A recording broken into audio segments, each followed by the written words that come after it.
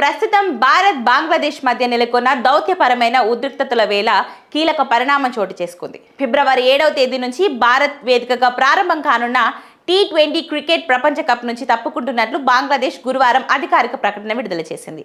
భారత్లో తమకు భద్రత లేదని, అందుకే ఈ వరల్డ్ కప్లో ఆడే తమ మ్యాచ్లను భారత్తో కాకుండా శ్రీలంకలో నిర్వహించాలని ఇంటర్నేషనల్ క్రికెట్ కౌన్సిల్కు బంగ్లాదేశ్ విజ్ఞప్తి చేయగా దానికి ఐసీసీ అంగీకరించలేదు.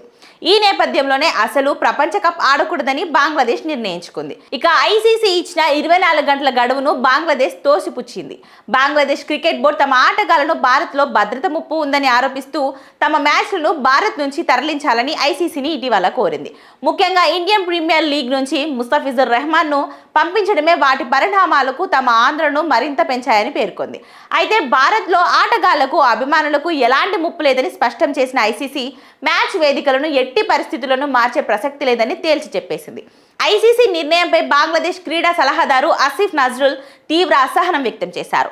బంగ్లా క్రికెటర్లు ప్రపంచ కప్ కోసం ఎంతో కష్టపడ్డారని, కానీ భారత్లో భద్రతాపరమైన ఆందోళనలు అలాగే ఉన్నాయని పేర్కొన్నారు. తమకు ఐసీసీ న్యాయం చేయాలని, బంగ్లాదేశ్ ఆడే మ్యాచ్లను శ్రీలంకలో నిర్వహించాలని ఆయన డిమాండ్ చేశారు. తాము ప్రపంచ కప్ ఆడాలనుకుంటున్నామని, కానీ భారత్లో మాత్రం అడుగు పెట్టమని బంగ్లాదేశ్ క్రికెట్ బోర్డు అధ్యక్షుడు అమినుల్ ఇస్లాం బుల్బుల్ తేల్చి చెప్పారు. తమను కాదని ఐసీసీ ముందుకు వెళ్తే అది వారి వైఫల్యమే అవుతుందని వ్యాఖ్యానించారు. ఐసీసీ నిబంధనల ప్రకారం బంగ్లాదేశ్కు 24 గంటల గడువు ఇచ్చింది.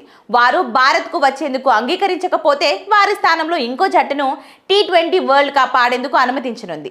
ఈ నేపథ్యంలో బంగ్లాదేశ్ తప్పుకుంటున్నట్లు ప్రకటించడంతో ఆ స్థానంలో స్కాట్లాండ్ జట్టును ప్రపంచ కప్లోకి తీసుకునే అవకాశం ఉన్నట్లు తెలుస్తుంది. T20 వరల్డ్ కప్ గ్రూప్ దశలో భాగంగా బంగ్లాదేశ్ జట్టు 3 మ్యాచ్లను కోల్కతాలో, ఇక ఒక మ్యాచ్ను ముంబైలో ఆడాల్సి ఉంది.